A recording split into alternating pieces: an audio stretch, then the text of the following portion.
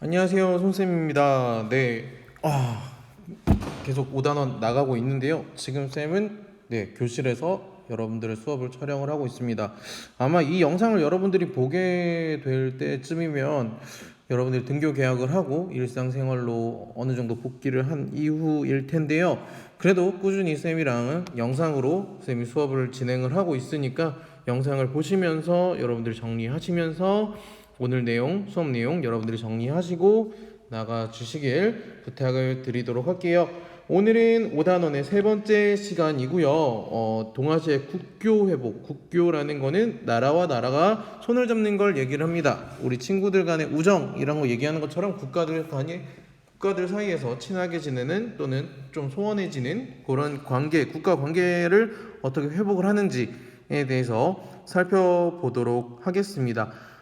주로 이제 미국을 그 냉전 체제와 더불어서 국교도 그런 식으로 편이 갈리는 모습이기도 한데요.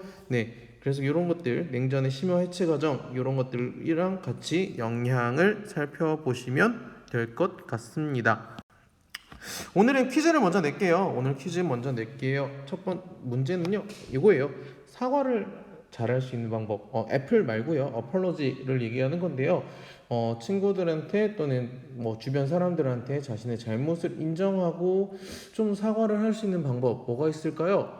오늘 여러분들의 수업 시간에 볼 텐데 수업 시간에 그런 사과에 대한 이야기를 할 것 같아요. 그래서 여러분들 잘 보시고 어떻게 하면 사과를 잘 할 수 있을까? 그런 거 여러분들이 한번 생각을 해 보시고 이야기를 나눠 봤으면 좋겠습니다.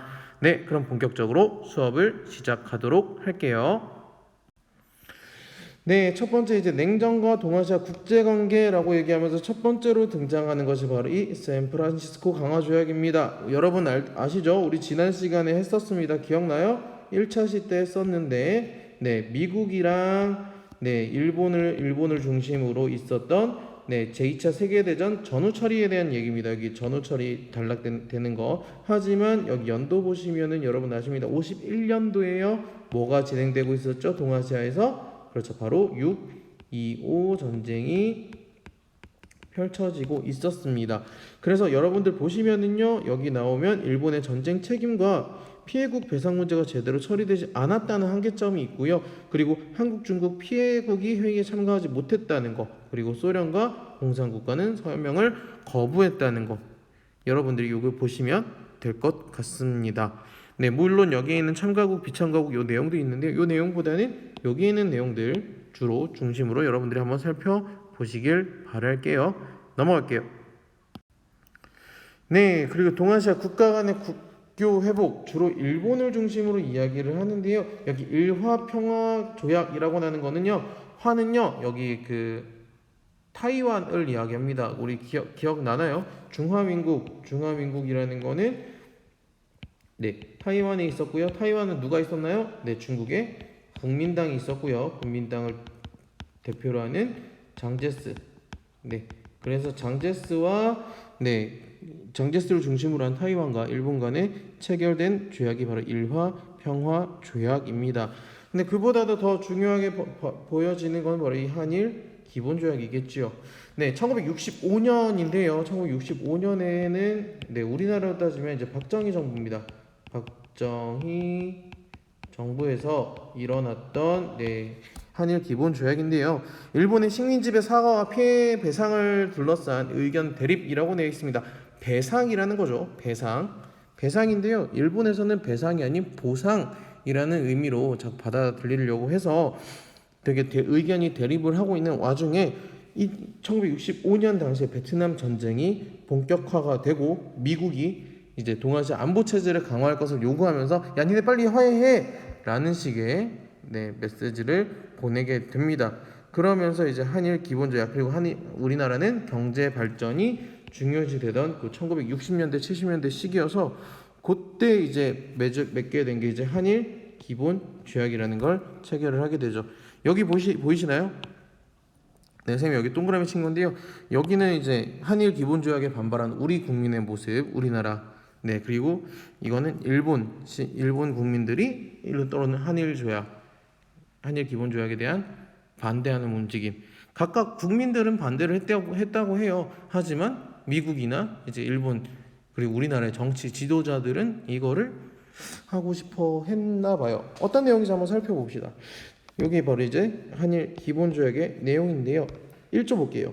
양채학 당사국 간의 외교 및 영사관계를 수립한다. 양채학 당사국은 대사급 외교사절을 지체 없이 교환한다. 제2조 1910년 8월 22일 및 그 이전에 대한제국과 대일본 제국 간에 체결된 모든 조약 및 협정이 이미 무효임을 확인한다. 무효래요. 네. 3조 대한민국 정부가 국제연합 총회 결의 제195호에 명시된 바와 같이 한반도에 있어서 유일한 합법 정부임을 확인한다. 제4조 양채학 당사국은 양국 상호간 관계에 있어서 국제연합 헌장의 원칙을 지침으로 한다. 양채학 당사국은 양국의 상호 복지와 공통의 이익을 증진함에 있어서 합당하게 협력한다. 5조 양채학 당사국은 양국의 무역 해운 및 기타 통상상의 관계를 안정되고 우호적인 기초에 두기 위하여 조약 또는 협정을 체결하기 위한 교섭을 실행 가능한 한 조속히 시작한다라고 얘기를 합니다. 요 내용 나중에 좀 여러분들 잘 기억해 주시길 바랄게요. 제2조 내용을 토대로 요거와 관련해서 어떤 이야기를 하게 될까요? 그렇죠. 우리 독도 얘기도 하게 될 겁니다. 독도 얘기도 요 얘기와 관련해서 좀 나누게 되긴 할 텐데 그런 것들을 여러분들 잘 살펴보시고요. 네. 우리 한일 기본조약을 맺게 되는데 일본과 한국의 입장도 중요했지만 네, 이렇게 미국의 입김도 들어갔었다는 거. 그리고 정치적 정당성이 중요한 건지 경제적 발전이 중요한 건지 말 그대로 빵과 자유 중에 어떤 것을 여러분들은 먼저 선택할 것인지를 한번 생각해 볼 수 있지 않을까라는 생각이 이렇게 쌤 머릿속에는 스쳐갑니다. 이게 일본의 적절한 사과 방법이었는지 이걸 했다는 걸 가지고 굉장히 많은 주장을 하고 있는데요. 그게 지금까지도 여러분들이 오게 되는 겁니다. 쌤 그렇게 생각해요. 네, 넘어갈게요. 그리고 나서 이제 국교, 중국이랑은 어떻게 국교를 수립을 하게 됐는가도 여러분들이 생각을 해봐야겠죠. 네, 미국이랑 중국이랑 수교. 우리 지난번에 베트남 전쟁 얘기했을 때 닉슨 독트린 얘기했었죠. 네, 닉슨 독트린 있고 나서 이 앞에 있었던 게 바로 닉슨 독트린 얘기했었죠. 네, 닉슨 독트린이 발표되고 나서 닉슨이 중국, 이 사람이 리처드 닉슨이고요. 네, 닉슨이 이제 중국에 방문하는 사진을 여러분들이 보고 있습니다. 네, 그리고 나서 미중 공동 성명이라는 걸 발표하면서 국교가 수립이 됩니다. 그러면 중국이랑 국교가 수립되면 자연스럽게 이 타이완은 단교를 하게 되는 거죠. 왜? 중국은 중화민국과 그 공산당, 중화인민공화국 두 나라가 있었는데 네, 장제스를 위시한 국민당 정부가 이제 타이완을 가서 자본주의에서 미국과 수교를 했다가 중국이랑 교를 수립하면서 타이완과는 단교를 하는 모습 여러분들 볼 수 있겠고요. 중일 수교 똑같이 합니다. 중일 수교, 중일 공동성명 발표하고요. 똑같이 중일 수교를 맺으면서 타이완과는 단교. 왜? 중국을 유일한 합법 정부로 인정한다라고 되어 있잖아요. 그러면서 중일 평화 우호조약 하면서 전쟁 상태를 종결을 선언합니다. 요것과 관련해서 여러분들 올림픽 같은 거 또는 아시안 게임 같은 거 보시면은요, 중화민국 여러분들이 알고 있는 그 대만 국기가 아니라 그 올림픽기가 이제 그 타이완 국기로 있는 것을 여러분들이 볼 수 있을 겁니다. 왜 그런지는 이런 내용을 통해서 여러분들이 볼 수 있겠죠. 네, 한번 잘 생각해 보시기 바랄게요. 네, 우리나라 같은 경우는 어떨까? 우리나라는 공산권 국가와 국교를 수립합니다. 언제? 1992년에 중국, 베트남. 1992년이라고 하면 우리나라로 따지면 바로 노태우 정부 때 있었던 사회주의 국가들과 수교를 맺게 됩니다. 조금 TMI식으로 얘기하면 1990년대 초반 들어와서 소련이 해체가 돼요.